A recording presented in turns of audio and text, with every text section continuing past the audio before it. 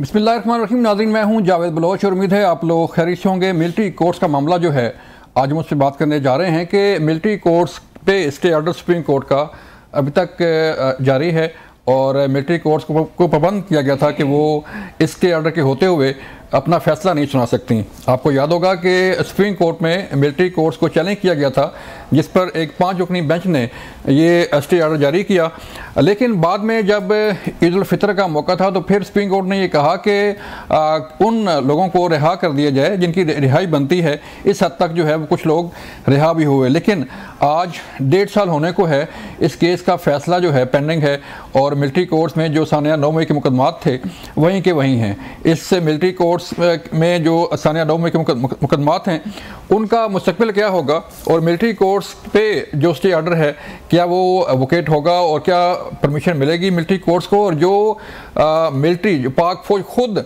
जो उनका केस है उसका फैसला नहीं हो पा रहा, ये किस हद तक जो है असरअंदाज हो सकता है जो बाकी मुकदमात हैं, जो बाकी केसेस हैं कि एक ऐसे अदारा जो कि कौमी सलामती का जिम्मेदार हो उसका केस भी अभी तक पेंडिंग है। फिर मामला आएगा कि क्या ये मिलिट्री कोर्ट्स का मामला आईनी बेंचेस में जाएगा, ये भी एक बड़ा अहम सवाल है कि इसका क्या बनेगा। और फिर हम बात करने जा रहे हैं कि आज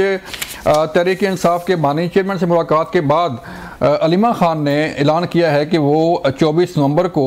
इस्लामाबाद मार्च के नाम से तहरीक शुरू करने जा रहे हैं। ये तहरीक किस हद तक कामयाब होगी, इससे पहले भी सर पे कफन बांध के आएंगे, वापस नहीं जाएंगे और जो होना है हो जाएगा। पहले भी लॉन्ग मार्च हुआ, यहाँ पे डी चौक में जलाओ घिराव हुआ, अली मीन गंडापुर साहब पहुँचे, जलसा हुआ संगजानी में, लाहौर में जलसा हुआ, और अब जो इस्लामाबाद मार्च होने जा रहा है वो किस हद तक कामयाब होगा, ये भी एक सवाल है। और क्या तहरीक इंसाफ उन लोगों को, उन कारकुनों को निकाल पाएगी जो घरों में बैठे हैं या जो इख्तलाफात चल रहे हैं तहरीक इंसाफ के अंदर, वो किस हद तक उस पर असरअंदाज होंगे, ये भी मामला है हमारे सामने। और फिर हुकूमत के मामला किस तरफ जा रहे हैं। हुकूमत में सुनने में ये आ रहा है कि काबीना में जो है वो रद्दबदल किया जा रहा है और काबीना अरकान की तादाद जो है वो बढ़ाई जा रही है। कौन कौन वज़ीर आ रहा है उसमें, और जो IMF का वफद इस्लामाबाद में है उसका क्या बनने जा रहा है, ये सारे मौज़ूआत आज हम करेंगे डिस्कस। लेकिन इससे पहले मैं अपने मेहमानों का तारुफ करा दूँ। हाफिज़ एहसान अहमद साहब हैं, सीनियर कानूनदान हैं। हाफिज़ साहब बहुत शुक्रिया आपके वक्त का। और खेलदार साहब मुस्लिम नून से आपका तल्लुक़ है, खेलदार साहब आपका शुक्रिया। अदर सदीक साहब हमें ज्वाइन करेंगे तहरीक इंसाफ से, उनसे बात करेंगे। हाफिज़ साहब मैं आपकी तरफ आता हूँ। सर, एक तो मैं बताइएगा कि मिलिट्री कोर्ट्स का जो मामला है सर आज कोई 1.5 साल होने को है और इस पर जो है वो मुख्तलिफ सवाल उठाए जा रहे हैं कि मिलिट्री कोर्ट्स का क्या बनेगा, क्या जायज़ हैं नहीं जायज़, क्या दुनिया में जो मिलिट्री कोर्ट्स काम कर रही हैं नहीं कर रही हैं, और फिर जो सानिया 9 मई के मुकदमात में जो मुलव्वस लोग हैं वो भी जेलों में अंदर बंद हैं, कोई फैसला नहीं हो पा रहा, तो ज़ाहिर बात है वो रिहा या उनकी सज़ा जज़ा नहीं हो पाएगी। तो क्या मुस्तक़बिल है सर इनका? बिस्मिल्लाहिर्रहमानिर्रहीम। जावेद भाई, आपका जो इंट्रो आया है उस इंट्रो के अंदर देखा जाए तो आपने 6 पॉइंट्स को आपने हाईलाइट किया है और 6 का मैं क्विकली जवाब देता जाता हूँ, फिर हम इस पर बात। आपका पहला सवाल ये था कि 26 कॉन्स्टिट्यूशन अमेंडमेंट के बाद ये केस कहाँ जाएगा जो इस वक्त अपील की सूरत के अंदर पेंडिंग है, जो 23 अक्टूबर 2023 को एक जजमेंट आई थी। उस जजमेंट के बाद जो है वो मामला जो था वो पाकिस्तान की सुप्रीम कोर्ट के अंदर पेंडिंग था। उसको पाकिस्तान की सुप्रीम कोर्ट ने इंट्रा कोर्ट अपील के अंदर जो प्रैक्टिस एंड प्रोसीजर के अंदर आई उसको 13 दिसंबर 2023 को उसको सस्पेंड कर दिया। और उस सस्पेंशन के बाद हुआ ये है कि इस वक्त जो आपका लॉ है जिसको अल्ट्रा वायरस किया गया था वो लॉ रिवाइव कर गया है और उसके अंदर जो 103 लोगों की लिस्ट पाकिस्तान की सुप्रीम कोर्ट के अंदर दी गई है उनके अलावा जितने भी लोग इस वक्त पाकिस्तान मिलिट्री एक्ट की वायलेशंस करेंगे वो सारे के सारे जो हैं वो मिलिट्री कोर्ट्स के अंदर ट्राई किए जा सकते हैं और उनके ऊपर कोई कदगन नहीं है, ट्राई भी किए जा सकते हैं और उनको सज़ा भी दी जा सकती है और सज़ा सुनाई भी जा सकती है। दूसरा ये है कि जो ये 103 लोग हैं इनके मुताल्लिक सुप्रीम कोर्ट ने जब इंट्रा कोर्ट अपील के अंदर उस ऑर्डर को सस्पेंड किया था तो उन्होंने कहा था कि जिनकी सज़ाएँ आप समझते हैं कि उस पीरियड से कम है ان کو آپ ریلیز کر دیں اور باقی آپ ان کی سزائیں اناؤنس نہیں کریں گے, آپ ٹرائل کمپلیٹ کریں. میننگ دیر بائی ہے کہ آپ کا ٹرائل جو ہے وہ مکمل ہوں گے اور اس کے اندر سزا اس لیے آپ نہیں سنا سکتے کہ پاکستان کی سپریم کورٹ نے اس کو روکا ہوا ہے. تیسرا اس کے اندر یہ ہے کہ کیا پاکستان کی سپریم کورٹ کا جو 23 اکتوبر کا فیصلہ تھا جس کے اندر انہوں نے ملٹری کورٹس کے اندر سویلینز کو کہا تھا کہ آپ ٹرائی نہیں کیے جا سکتے, کیا وہ پاکستان کے آئین اور کانسٹیٹیوشن کے مطابق تھا؟ وہ فیصلہ پاکستان کے آئین اور کانسٹیٹیوشن کے مطابق نہیں تھا. اس کی دو وجہ تھی. ایک اس کی وجہ یہ تھی کہ پاکستان کے اندر 52 سال سے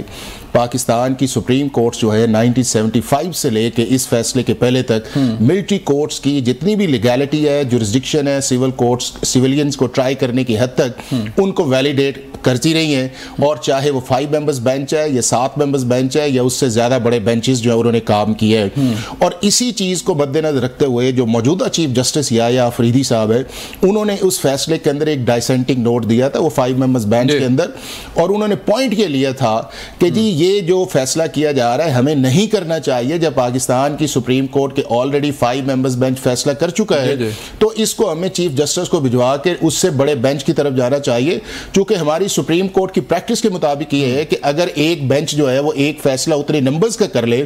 تو دوسرا بینچ یا اس کو فالو کرے یا اس سے بڑا ہونا چاہیے. تو لہذا اسی چیز کی بنیاد کے اوپر انہوں نے ڈائسینٹ کیا, اور دوسرا اس کی بنیاد یہ تھی کہ جو آرٹیکل 8 ہے اس کے نیچے اور جو شیڈول 1 ہے یہ لاز پاکستان کے فریمرز جو کانسٹیٹیوشن کے تھے انہوں نے اس کے اندر اس کو پروٹیکشن کے اندر ڈالا ہوا تھا.